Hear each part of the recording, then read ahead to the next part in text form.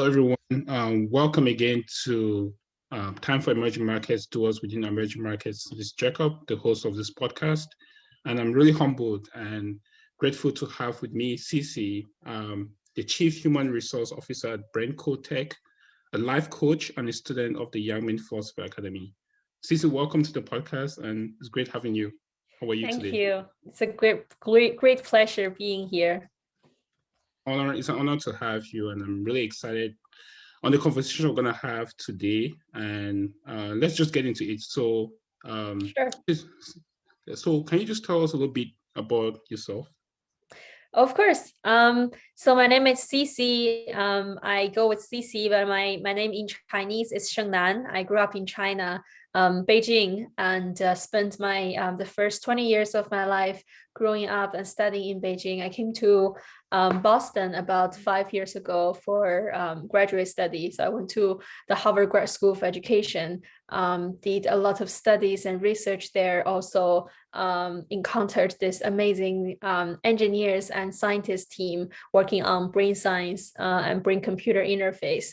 So as an art student with education master background without any technology background, I joined the team of BrainCo, a Harvard incubated startup company, as a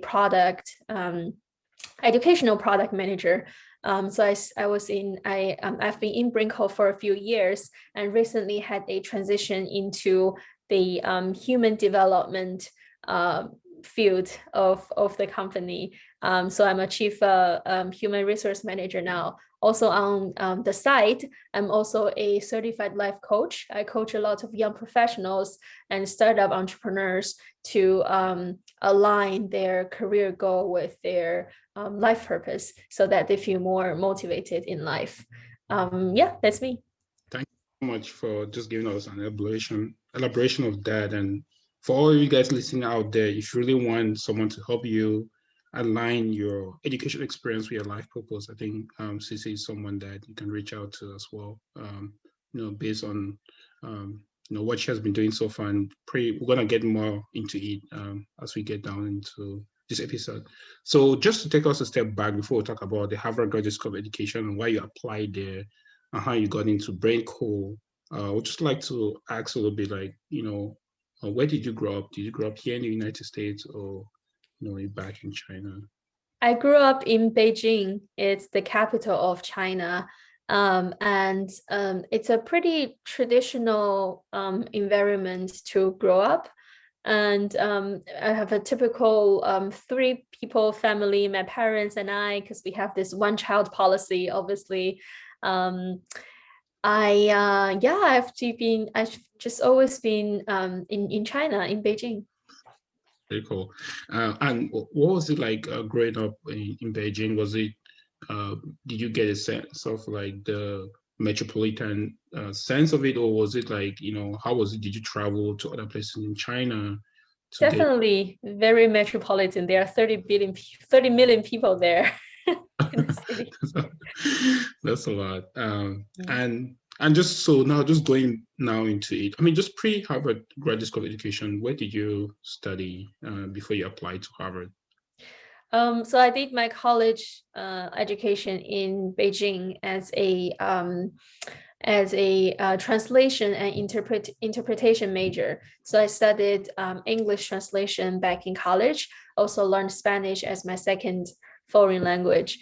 I would say if anyone knows the Gaokao system of China, you will know that it is a very fierce competition where 18-year-olds go through this million people exam where they rank you from top 1 to the bottom 1, and they put you into different universities according to your ranking. If you have 1 point difference, it's going to be a lot of difference. So for me, my dream, so I went through that Gaokao process in China, and my dream university was Peking University, the top one of China. But I was super nervous on the day of Gaokao, and I was 3 points left out of 750. So my dream was broken, and I didn't get into to Peking University. I went to this this university called Beijing International Studies University, which I'm deeply grateful for. And went on an amazing journey in college. And it's just not the way that I imagined college would be, but I love it so much because I had the opportunity to stay out of campus for a big chunk of my college life. I think I spent 70% of my time outside of the school to learn and to grow, to develop my skills in all different fields, engaging in on-campus and off-campus activities. Yeah, so very grateful for that opportunity. Sounds like everything worked out, and you end up at Harvard. So I guess Not bad. it's not bad. So going to that, how can you just give? I think most people here. So the demographics of the podcast, majority of the speakers are in the early 20s to the late 30s, and sometimes I'm guessing just from my inclination, my sense of inclination, most of them are still trying to apply for grad school. Their life, and I think you're a kind of an ideal guest on the podcast, kind of help give a sense of what people should apply for and all that. Yeah. So, like, why did you apply to Harvard, and why the Harvard Graduate School of Education? That's a great question, because I always ask people why about their choice as well. When I was in college, I actually before college, when I failed my Gaokao exam, what I realized was we spent so many years preparing for this once in a lifetime exam, and it seemed like it's gonna make a decision for us about our life directions. So people with that system, people become exam machines.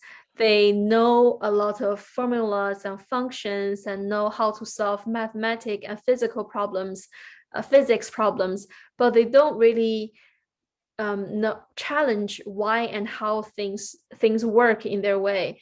And I was one of them. I was so good at doing the mathematic challenges, but when I faced life challenges, I was so weak. I don't have the mechanism to cope with anything. So a big desire rised up from my heart. What if we can provide another alternative way to grow up to Chinese kids, so that apart from the Gaokao system, they can have a more all-rounded and holistic way of growing up. So that's why I started a leadership development organization with two of my friends. We use PBL, project-based learning, to encourage high school kids and college students to team up, so that they can work on a social issue together, find a problem to solve, make a project plan, and find a team to make it happen. It's a very entrepreneurial organization where we encourage high school and college students to do entrepreneurship projects. And that was already actually 8 years ago. Back then, PBL or entrepreneurship, those are not even concepts in the world. But we were already doing those, and the organization is still there now, making bigger impact. So that experience really inspired me to have a career in education, especially the out of school education that inspire people to think out of the box and to care about their community. So I decided to apply to Harvard Graduate School of Education to study to actually design a mechanism for the public sector, private sector, and the civil society to work together to encourage that alternative education to happen. So in short, I just wanted to study how the society as a system can encourage education to be more free and diverse. So yeah, I just applied and applied the 2 years. The first year I didn't get in, and the second year I got in. And I reflecting on that, the main difference, like the different strategy I used that got me in was actually changing the perspective from how good I am to what is the future I am creating. When I was only focusing on showcasing I'm a great student, I'm best on TOEFL, GRE, and I've done this and that, people don't care that much, right? Because you have so many great students. But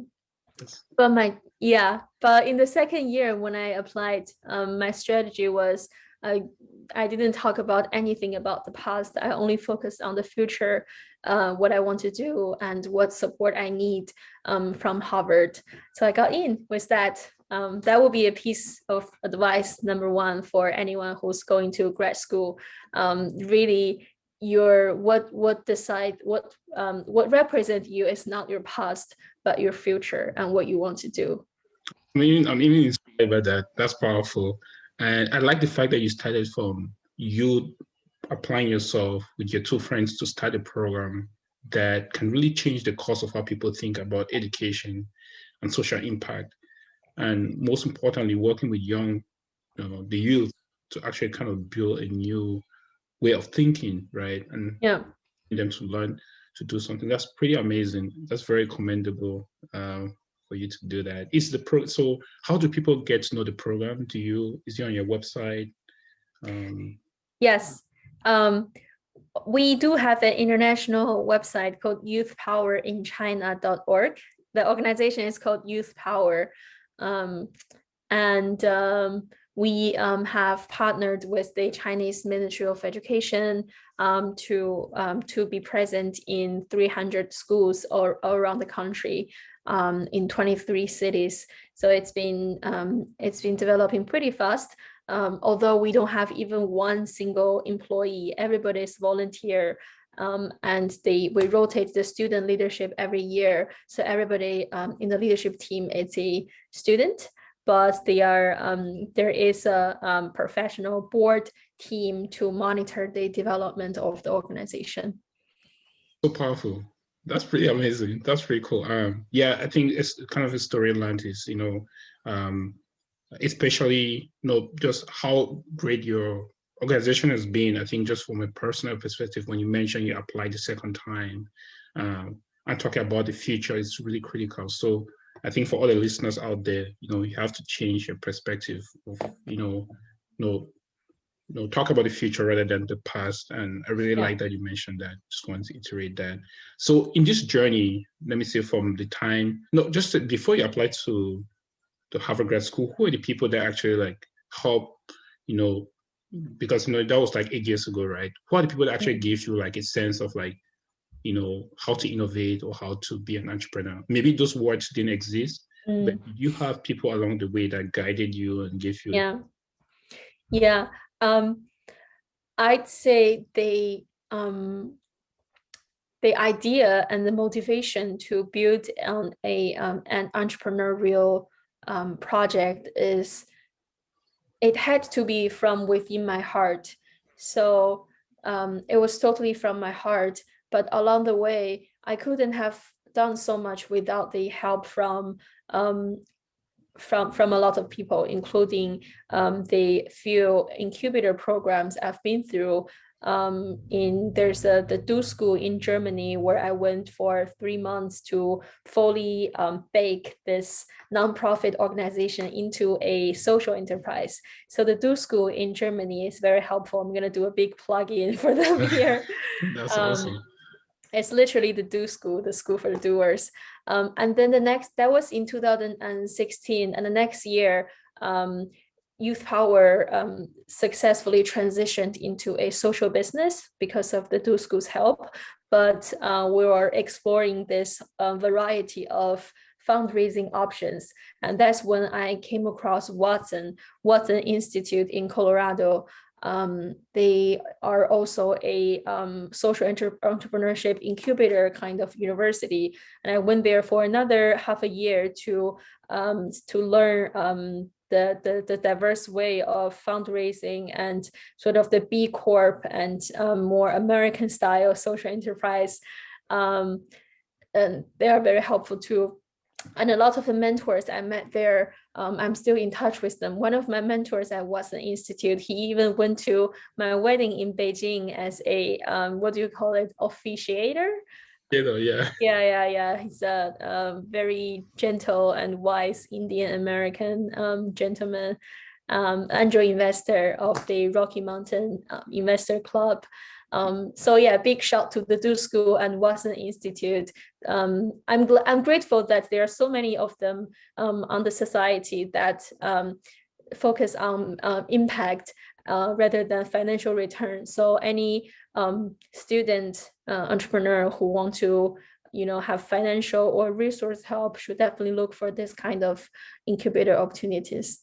Thank you so much for sharing that. I think someone is gonna reach out to them tentatively after this episode. So thank you so much for sharing that. And I think it's important because most of the time it seems as though we do it by ourselves. It's like a one man or one woman's journey. But there's this African saying that it takes a village to raise a child. Yeah. So we say that a lot. I don't know why it's primarily from Africa, but it reminds us that it takes. There's actually a big badge on big flag in Harvard. It literally says it takes a village to raise a child. Oh, really? In the grad school of education. Amazing.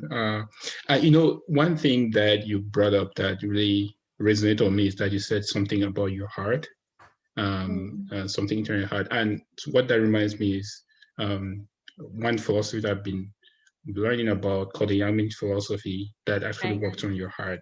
Can you just share your personal experience with the Yangming Philosophy and how you, in your own experience of how Yangming Philosophy has helped you develop your heart and also how you look at the world?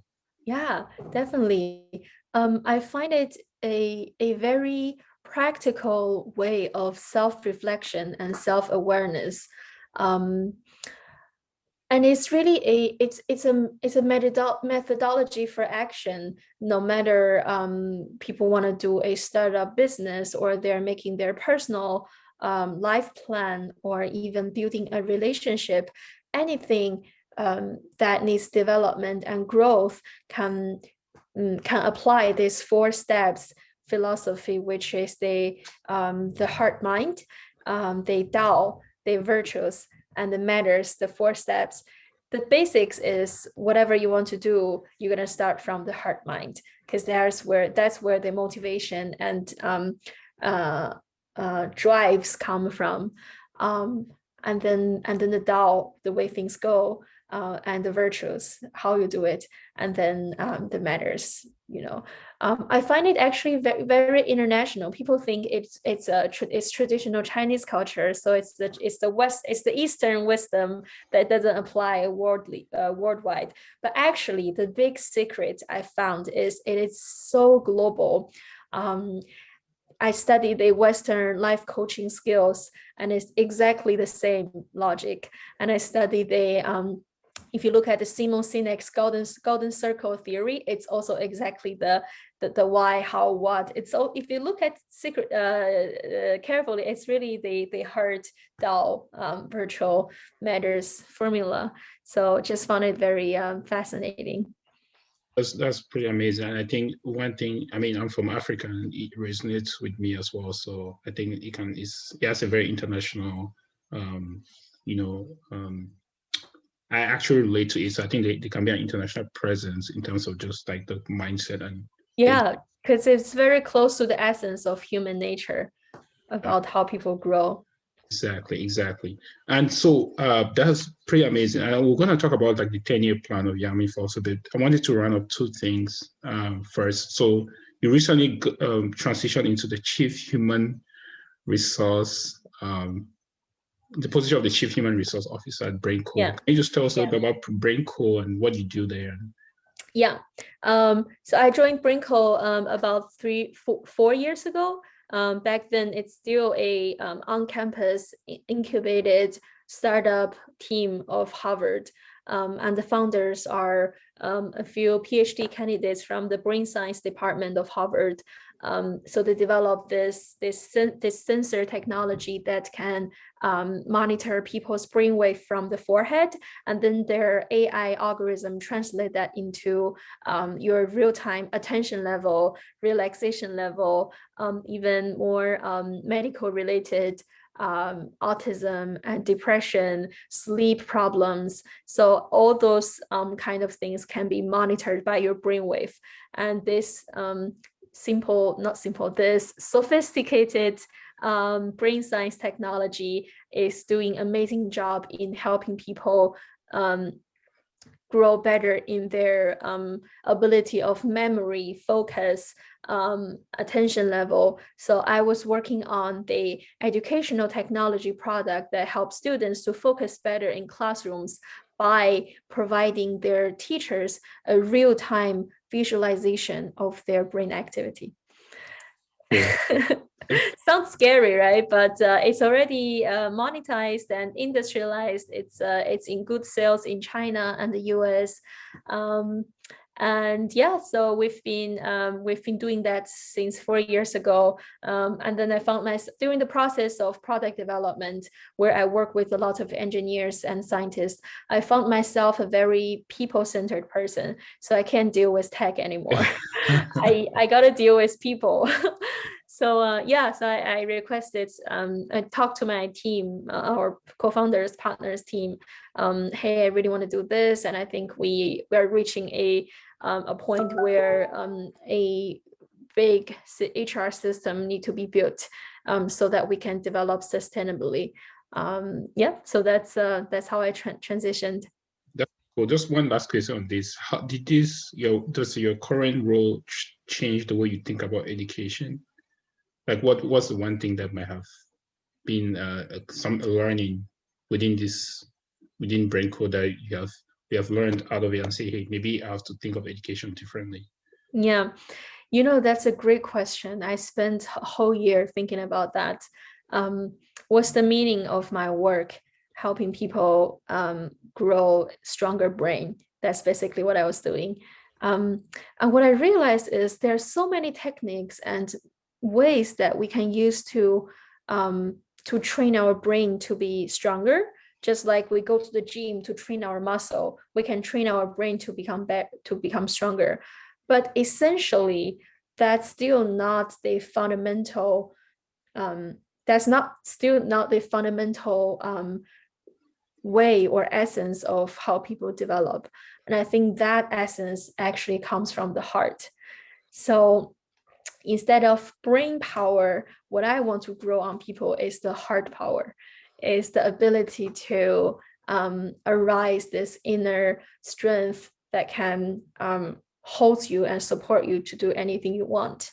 And actually calling it a human resource is really not accurate. I want to rather call it heart resource. So I want to call myself the chief heart resource manager of BrainCo.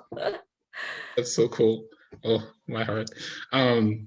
So going now into the last phase of our conversation, what was your journey like becoming an actual life coach? I know we mentioned earlier of this episode, you help students, align the educational experience, what they have gained in terms of technical skills to align with what their life should be like. How do you yourself become, realize your own skill that you needed to work on that? Because you mentioned a little bit of that on your education, but just give us your journey of how you started. So as I mentioned, I'm a very people person, and if anyone knows the MBTI character test, I'm a totally ENFP, which is extrovert, intuitive, feeling oriented, and perceiving person, and that's perfect for a coach and teacher type. Exactly. So I just after taking that test, I'm not giving a plug-in for that test, but it works. Yeah. So a lot of It people works. come. It works. before I became a coach, a lot of people came to me for advices about life and career choices already. But I found myself, I I don't want to give them random advices without actually knowing what challenges they're going through. And guess what? Even after I know everything they are going through, I still cannot give them advice because that's the life they are living. And in coaching, we really believe that everybody is whole, resourceful, and creative already. So we've got all the ways and resources to solve any problem we have. And the job that a coach does is really just to facilitate the inner exploration to find that strength and motivation to solve any problem. So and when I heard about heard this concept about coaching, it just really fascinates me because what my biggest motivation waking up every day, it's seeing people's change, not only physically or on the surface, sort of quote unquote, but really in their inner world. So I got the training. I spent 2 years getting the training necessary and the certification necessary to become a professional life coach. It's actually harder than a Harvard degree. I spent longer time and more effort in getting the certificate. And I think I coached about 100 people so far on a long-term basis. And one similarity I found on all my coachees is people really need to push through their if people want to grow and make some change happen, there are some necessary elements in this process. One, a clear goal, a clear purpose, or a clear destination. Two, the inner leader, or what we call the captain, that give you the access to the positive energy. And the third, the courage to shut up your saboteur, which is, the courage to break all these self-critics and self-doubts. So I found that fascinating, and I've been able to actually help people to achieve those and get a clearer understanding of what is it that they really want to do and how to do it. That's pretty. I felt like I was in a coaching session. That's really good. Not yet. I feel like also it's really good. I think the points you listed, it makes sense. And for me, like, it's really impactful. Not to digress, but it's pretty cool. How do you get clients? Do people have to reach out to you, or someone has been recommended to reach out to you for your life coaching? I actually don't. So a lot of people work on who work as full-time coaches. They have a lot of recruitment business, but I guess for me, it's really mostly friends and students who recommend people who they think are in need. But this year, from my birthday, which was February 15th, I started a project which I call a social experiment. So I offered, for the whole year, I'm going to offer 100 hours pro bono free coaching hours to young people who are between 18 to 35. So they can book a free discovery session with me to sort of work on any change or limits that they want to push through. And with that 100 people, I want to be able to figure out what is the fundamental essence of people's development. So anyone who's interested in getting a free coaching session should definitely reach out to me. Definitely, please reach out. I think it's gonna change your life. That's no, seriously, it's free. Sounds really good, and we're gonna put some links in the podcast episode to people that's gonna reach out, Okay. sign up for that as well. Okay, to One thing that I also really liked about the Yangming Philosophy Academy is that it provides, going back to Yangming Philosophy Academy, they provide a 10-year plan. Yeah. Can you just talk a little bit about that and maybe how that has also shaped the way you're doing, how you Yeah. solve and how you would get, do. Yeah. Yeah. So I think one of the most powerful Master Yangming has taught us many um, powerful words that no matter what hardships you are in life, there's always one line that's gonna, give you the light to get through the difficulties. To me, the one of the most powerful one, it goes like, um, there's nothing in the world that one can achieve without a strong and clear and dedicated goal or purpose.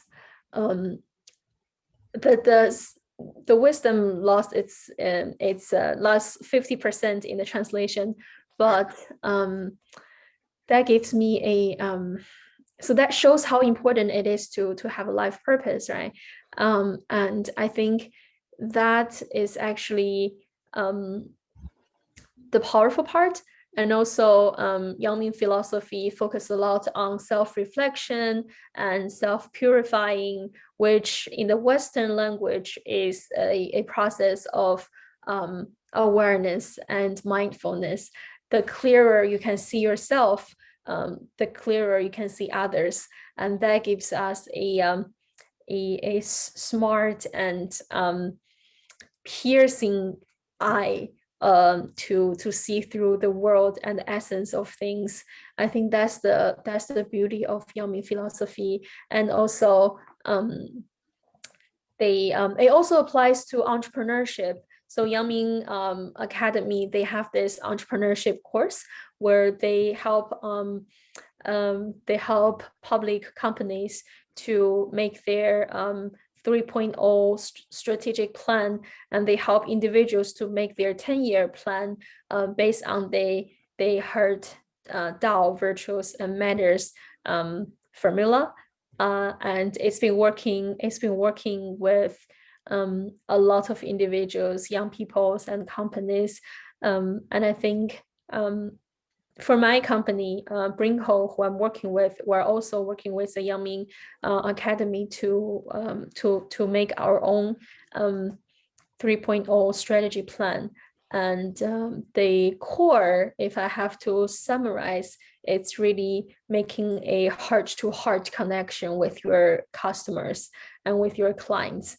And with that, you can win in every sales and every business partnership, because that's what people essentially need in a business transaction.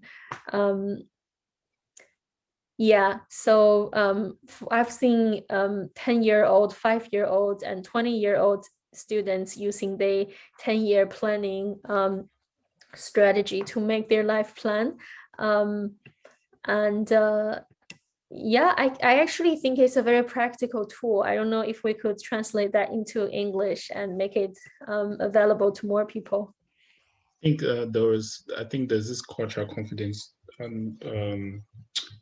book I had from the philosophy academies. I think it gave me some lens of what you just mentioned. It was pretty powerful. I guess with time there'll be a lot more of that, right, in the future. So, but this is really great. At least I'm sure some of the speakers really understand kind of, you know, what really guides you and kind of the framework you have been using to kind of be as great as what you do in BrainCo, as also as a life coach and offering 100 hours.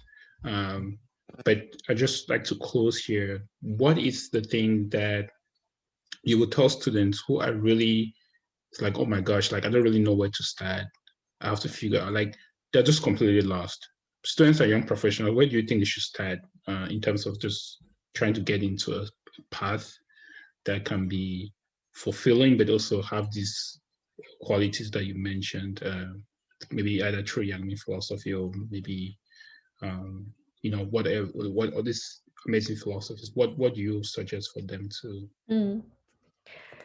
Um, There are lots of suggestions people can give, but I think nobody can make a decision for your life, and the only one single herdology, if I could create a word, herdology is ask yourself who is in need of you, if that's grammarly correct, who you can be a help or value for. Because I believe the fundamental value of our life is reflected in the people and community that we can help. Just like one of the Harvard professors that I personally admire the most is Professor Clayton Christensen, who passed away last year. You know him, right? I read his book, Prosperity Paradox. Yeah, about the innovators. And he said, really going through the cancer, he realized God doesn't love money, and money is not the way that he measures people's life. It's really the help and the impact that we made on others. So I think thinking about who you can be able to impact and what is the time and the country and the world needing at this moment. I think the only way to get out of the anxiety and lostness is to stop focusing only on your one person's life. Start thinking about who else is needing your help, and if you can have that bigger perspective, everything becomes brighter. And when you enter that brighter world, the problems you are facing right now are not the problems anymore. You don't even need to solve them. They will go away because you've entered a brighter world with a bigger heart that can actually accommodate more people in it.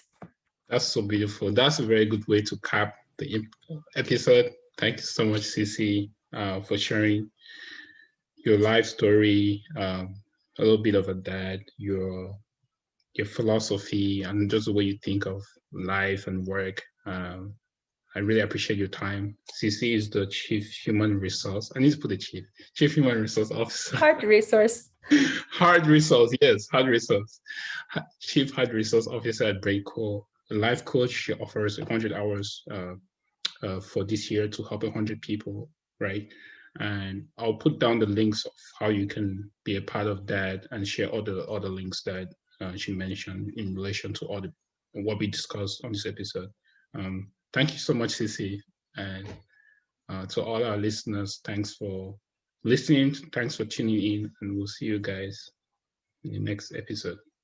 Thanks, Cicy. Super glad to be here. And I'm going to be a big fan and subscriber of the podcast. There are many interesting souls here. So looking forward to seeing you next. Thank you so much. Bye, guys.